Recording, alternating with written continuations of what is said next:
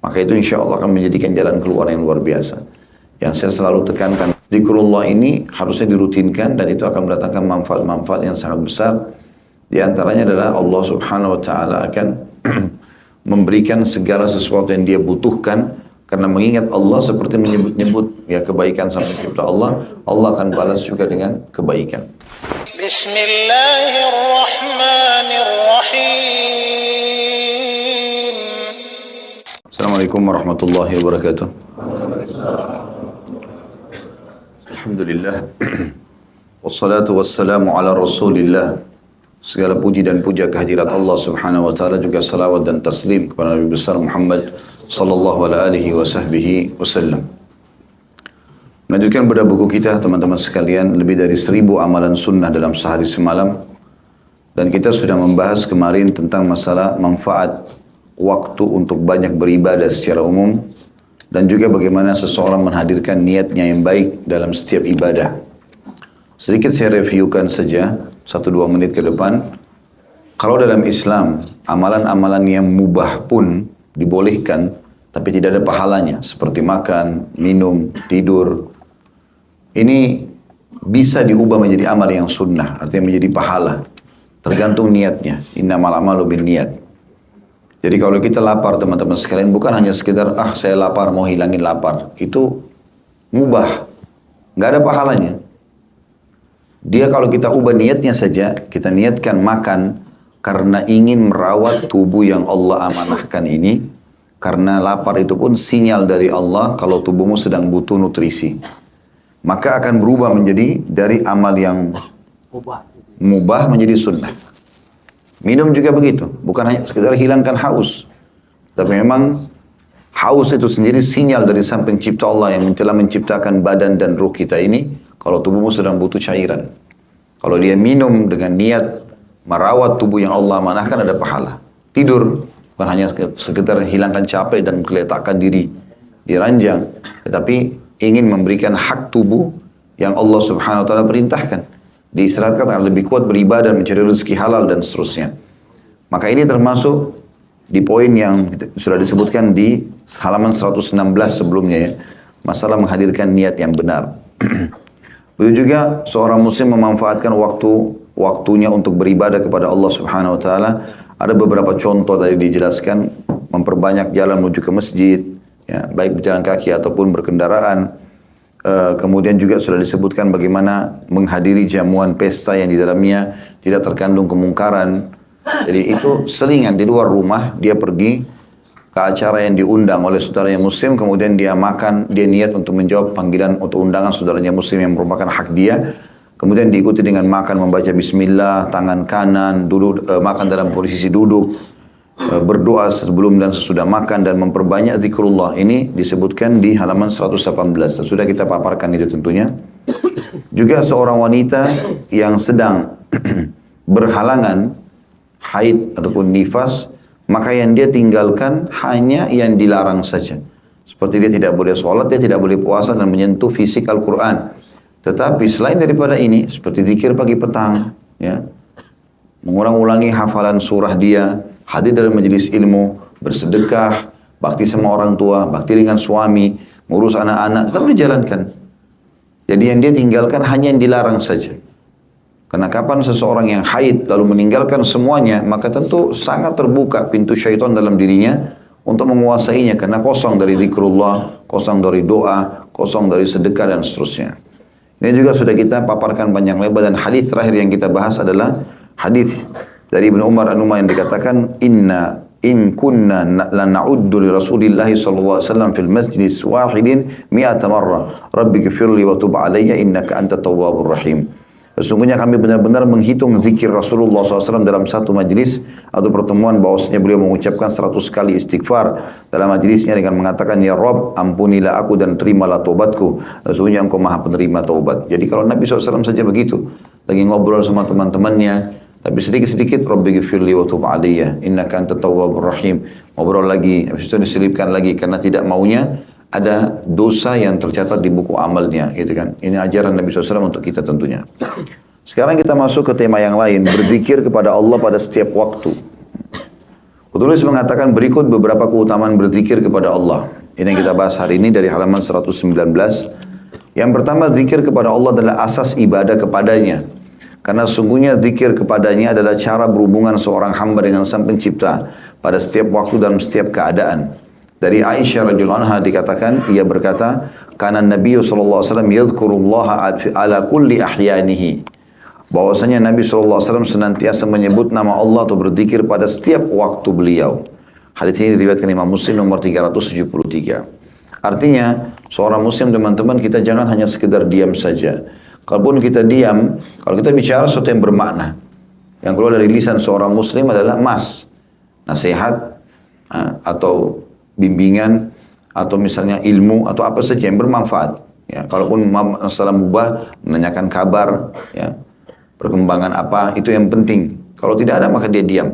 Diamnya pun bertafakkur, memikirkan tentang Allah, atau dia yang maksud diam di sini adalah dia tidak berbicara kemaksiatan. Maka dia bisa berzikir kepada Allah, dia bisa berdoa dan seterusnya. Ini yang dimaksudkan bahwasanya Nabi SAW senantiasa menyebut nama Allah pada setiap keadaan beliau. Apabila seseorang selalu berzikir kepada Allah, maka hal itu menjadikan kehidupannya semakin terasa hidup. Berlindung kepada Al-Khaliq atau Sang Pencipta yang Maha Kuasa dengan cara berzikir menyebabkan keselamatan, menghadirkan kedekatan hati kepadanya, serta memperoleh kemenangan dan juga keridhoannya. Sedangkan jauh dari Allah karena lalai dalam berzikir dan banyak berbuat maksiat menyebabkan kesesatan dan kerugian di akhirat nanti. Jadi ini cukup banyak dalilnya tentunya yang berhubungan dengan masalah itu nanti akan disebutkan setelah ini juga. Tetapi Nabi SAW dikatakan tidak pernah meninggalkan berzikir kepada Allah Subhanahu Wa Taala. Apa saja teman-teman?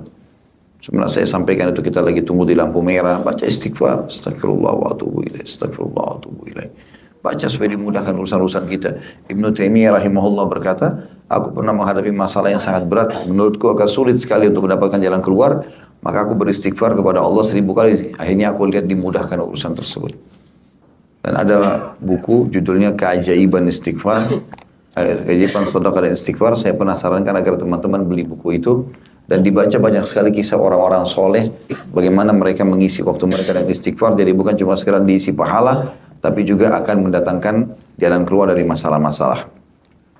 Kemudian yang kedua, di poin kedua, ya, kenapa atau merupakan keutamaan zikir yang dimaksudkan oleh penulis, zikir kepada Allah adalah pembeda antara orang mukmin dan orang munafik.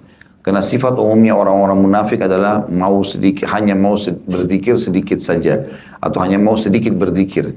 Sebagaimana difirmankan oleh Allah SWT dalam surah An-Nisa, surah nomor 4 ayat 142, A'udzubillahi minasyaitonir rajim, innal munafiqina yukhadi'una Allah wa huwa khadi'uhum wa idza qamu ila sholati qamu qusala yura'una an-nasa wa la yadhkuruna Allah illa qalila. Sesungguhnya orang-orang munafik itu hendak menipu Allah, tapi Allah lah yang menipu mereka. Nanti apapun tipu daya mereka buat, Allah akan kembalikan ke diri mereka. Apabila mereka berdiri untuk sholat, mereka lakukan dengan malas. Mereka bermaksud riya, kalaupun sholat riya, ingin dipuji di hadapan manusia. Dan mereka tidak mengingat Allah kecuali sedikit sekali. Yang ketiga, yang kedua adalah pembedaan antara orang mukmin dan orang munafik. Orang mukmin itu selalu lisannya zikrullah. Yang ketiga, syaitan tidak dapat menggoda manusia yang tidak lalai dari berzikir kepada Allah. Zikir kepadanya diibaratkan seperti benteng kokoh yang melindungi umat manusia dari tipu daya syaitan. Sungguh syaitan senantiasa senang akan kelalaian manusia dari zikir kepada Allah Subhanahu Wa Taala. Sedikit saja kita berzikir, misalnya kita baca zikir pagi petang, atau kita baca istighfar, atau kita membaca beberapa ayat Al-Quran, udah cukup menjadi tameng. Setiap ada godaan syaitan kita jadi nggak mau lakukan. Maka itu yang dimaksudkan dalam poin ini. Jadi syaitan tidak bisa menggoda orang yang banyak berzikir kepada Allah Subhanahu Wa Taala.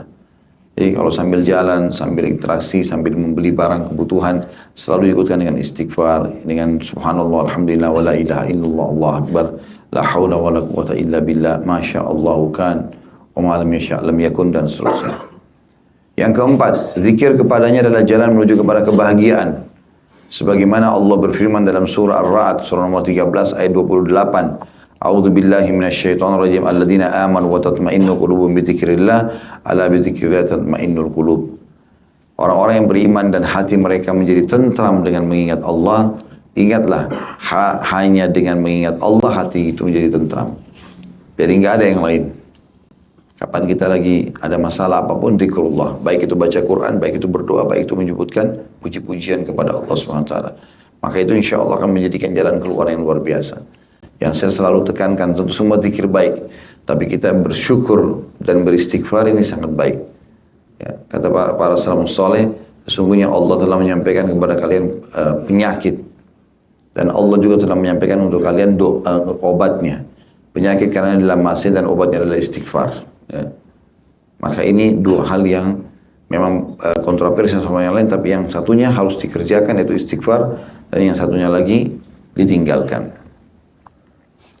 Kemudian yang kelima, zikir hanya dilakukan secara rutin. Zikir harus dilakukan secara rutin, terus menerus, karena tidaklah penduduk surga itu bersedih akan sesuatu kecuali terhadap saat waktu yang mereka lewati di dunia yang tidak dipergunakan untuk senantiasa berzikir kepada Allah. Sungguh rutinitas dalam berzikir mencerminkan suatu bukti hubungan yang baik dengan Allah atau kepada Allah.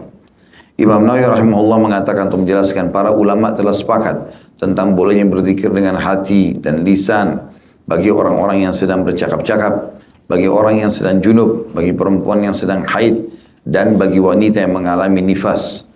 Sehingga mereka diperbolehkan mempraktikkan zikir baik berupa tasbih, tahmid, takbir, dan tahlil. Subhanallah, walhamdulillah, Allahu akbar, wa la ilaha illallah. Ya. Ini tadi sesuai dengan urutannya, tasbih, tahmid, takbir, dan tahlil. Dan salawat kepada Nabi SAW maupun doa-doa yang bukan termasuk bacaan Al-Quran. Jadi artinya, zikrullah ini harusnya dirutinkan dan itu akan mendatangkan manfaat-manfaat yang sangat besar. Di antaranya adalah Allah Subhanahu wa Ta'ala akan memberikan segala sesuatu yang dia butuhkan, karena mengingat Allah seperti menyebut-nyebut ya kebaikan sama pencipta Allah, Allah akan balas juga dengan kebaikan. Yang keenam, barang siapa yang senantiasa mengingat Allah, maka Allah akan mengingatnya. Sebagaimana dalam surah Al-Baqarah, surah nomor 2 ayat 152, Allah berfirman, "A'udzubillahi minasyaitonirrajim, fadhkuruni adzkurkum washkuruni wa la takfurun." Maka ingatlah kepadaku, aku pun akan ingat kepadamu. Syukurlah kepadaku dan janganlah kalian atau kamu ingkar atau kepadaku. Al-Baqarah surah nomor 2 ayat 152. Asal kalimat yang diambil dari ayat ini saksinya adalah, ingatlah aku, berzikirlah kepadaku. Aku pun akan ingat kepadamu. Maksudnya aku akan ingat ini, Allah tidak akan pernah meninggalkan hamba tersebut dalam kesengsaraan. Dan bersyukurlah kepada aku atas nikmat aku berikan, maka jangan kalian pungkiri nikmat itu. Seseorang pasti senang sekali jika seorang raja menyebut-nyebut dan memuji-mujinya di hadapan khalayak ramai. Maka bagaimana pula apabila yang menyebut-nyebutnya adalah Allah, raja di raja, yakni di hadapan para malaikat yang senantiasa berzikir kepadanya. Yang terakhir, yang ketujuh, tentang masalah pentingnya seseorang itu menjaga zikir, apa manfaatnya buat dia atau keutamaannya. Maksud zikir kepadanya tidak sekedar bergumam terus-menerus dengan lafaz zikir seperti suara lebah, sedangkan hatinya lalai dan tertutup atas pengagungan dan ketaatan kepada Allah. Maka itulah zikir dengan lisan harus diiringi konsentrasi dan berpengaruh terhadap atau dalam hati, terhadap makna kalimat atau kata-kata atau lafaz lainnya atau zikirnya. Allah berfirman dalam surah Al-A'raf surah nomor 7 ayat 205, A'udzu billahi minasyaitonir rajim, wadhkur rabbaka fi nafsika tadarruan wa khifatan duna jahri minal qawli wal ghudwi wal asali wa la takun minal ghafilin. Dan ingatlah Rabbmu dalam hatimu dengan rendah hati dan rasa takut, dan dengan tidak mengeraskan suara, teriak-teriak pada waktu pagi dan petang, dan janganlah kamu termasuk orang-orang yang kafir. Jadi selayaknya seorang yang berzikir kepada Allah untuk berkonsentrasi sewaktu mengucapkan lafaz zikirnya. Hendaklah ia menyatukan antara zikir hati dan zikir lisan agar manusia senantiasa tetap terikat dalam zikirnya kepada Allah secara zahir maupun batin. Kesimpulan apa yang disampaikan di 7 poin ini teman-teman sekalian, bahwasanya berzikir kepada Allah adalah amal yang mulia. Dan ini yang bisa mengingatkan kita kepada Allah Subhanahu wa Ta'ala. Mengerti nggak ngerti apa yang kita ucapkan, tetap saja Allah akan nilai pahala. Ada sebuah hadis mulia yang Nabi SAW mengatakan, maukah aku tunjukkan kepada kalian amalan yang bisa mengalahkan pahala atau lebih baik daripada kalian berinfak dengan emas dan perak. bahkan lebih baik daripada kalian membebaskan budak, bersedekah, bahkan sampai pada tingkat lebih baik daripada kalian menebas leher musuh kalian dan kalian ditebas lehernya oleh musuh kalian. Maksudnya kalian membunuh orang kafir dan kalian pun bisa mati syahid, ya, dibunuh oleh orang kafir. Kata para sahabat, tentu ya Rasulullah. Kata Nabi SAW, lisanmu selalu zikrullah. Lisanmu selalu zikrullah. Kemudian juga masuk dalam masalah ini, di poin setelahnya, masalah tafakkur, ya. Masalah tafakkur. Tafakkur ini sesuatu juga yang sangat ditekankan. Makna tafakkur, merenungi nikmat Allah Subhanahu wa taala, merenungi ciptaan Allah Subhanahu wa taala. Ada seorang sahabat dekat saya, dia sering cerita untuk menjalankan firman Allah tentang masalah perintah untuk bertafakkur ini. Ya, seperti misalnya Allah mengatakan afala yatafakkaru, tidak akan mereka berfikir, afala yatadabbaru, tidak akan mereka renungi. Dia tinggal di Madinah, ya, kemudian dia mengatakan, saya kadang-kadang di waktu tertentu saya sengaja pergi padang pasir yang luas dan saya berhentikan mobil saya, lalu saya buka pintu, saya turun baring di padang pasir itu. Tentu bukan di waktu siang hari terik matahari, tapi di sore hari, di pagi hari, dia bilang. Kemudian saya coba, kadang-kadang malam hari malah. Terus saya coba melihat ke langit sejenak, beberapa saat saja. Maka saya temukan keajaiban yang luar biasa. 10 menit, 15 menit, ada ketentraman jiwa. Hanya sekedar melihat, seperti beda antara orang yang melihat atap ini sepintas dengan orang yang melihat sambil menikmati ukiran-ukirannya atau lampunya. Maka orang yang melihat itu sambil merenungi, mencari sisi apa yang dia bisa ambil manfaat darinya, maka dikatakan tafakkur. Allah SWT perintahkan dulu, kata sahabat saya ini, setiap kali saya tafakkur walaupun cuma sebentar, hati saya selalu tentram.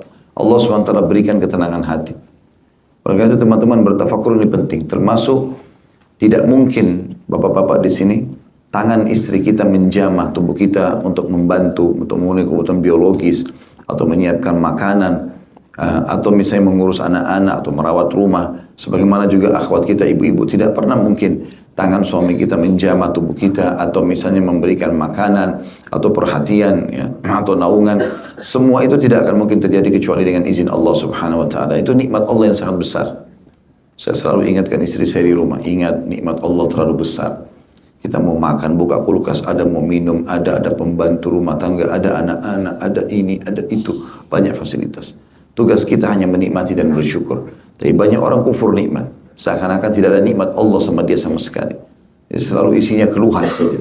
Kenapa begini, kenapa begitu, kenapa begini, kenapa begitu. Ini semua bisa menjadi kufur nikmat.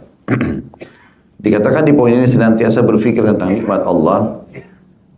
Beranjak daripada sabda Nabi SAW, hadis riwayat Tabarani, nomor 6456. Kata Nabi SAW, tafakkaru fi ala'illahi wa la tafakkaru fillahi azza wa jal.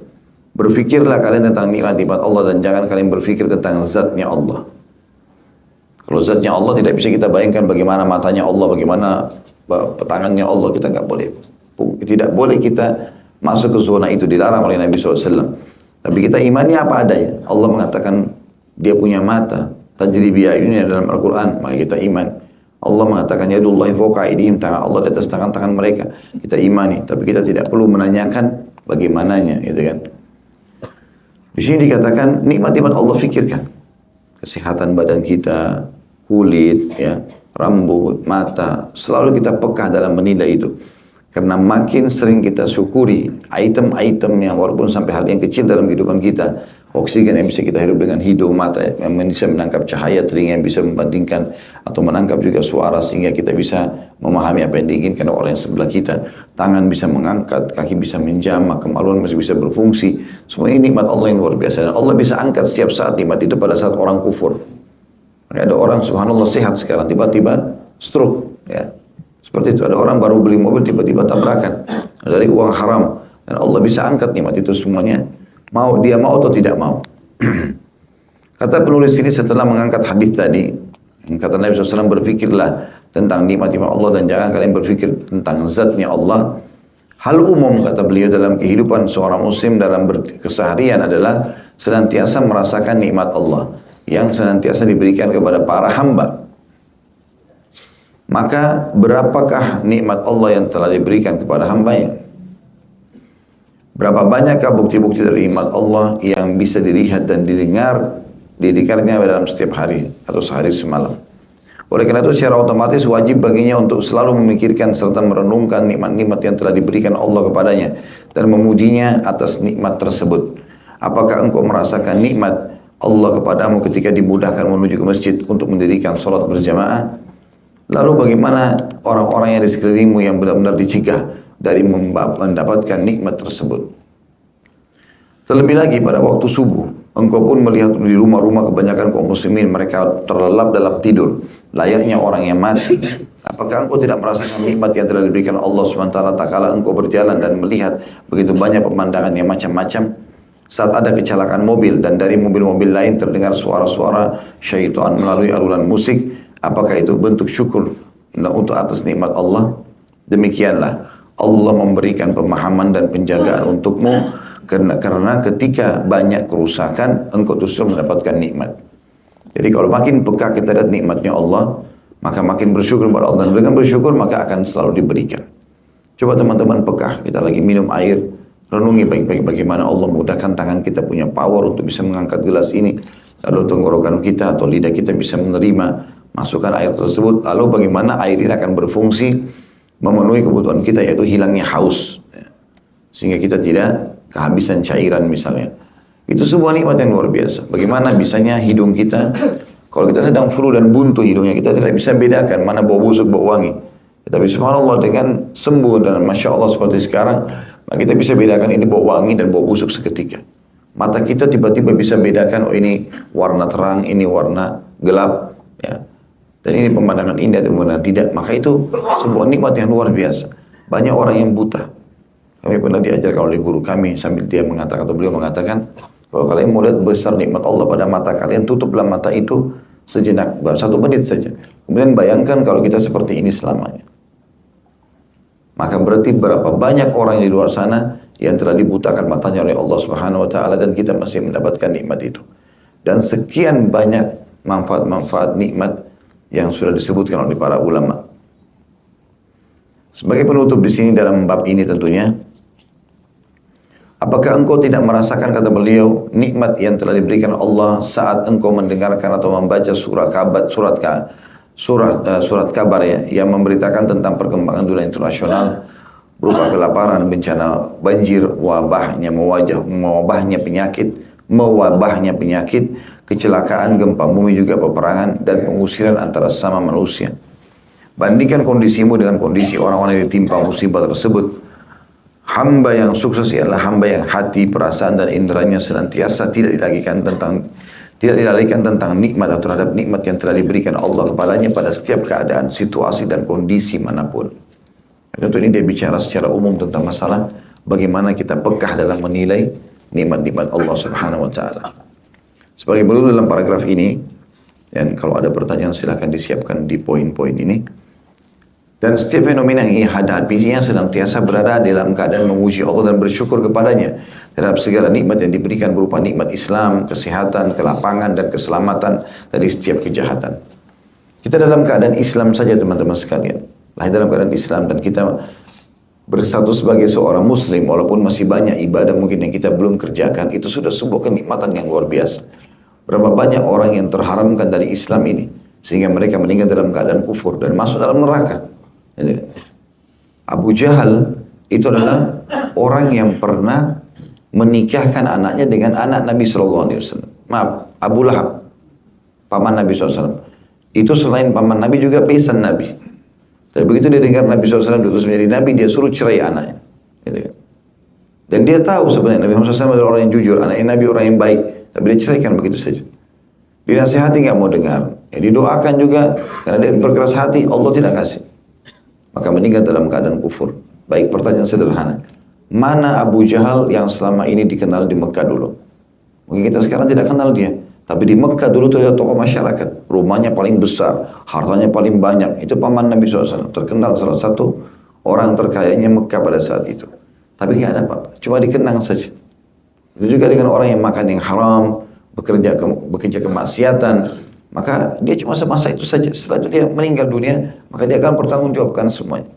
Beruntunglah orang-orang yang menjadi orang yang memuji Allah Subhanahu wa taala, bersyukur dengan nikmat Islam ini yang bisa dia terapkan dalam kehidupannya.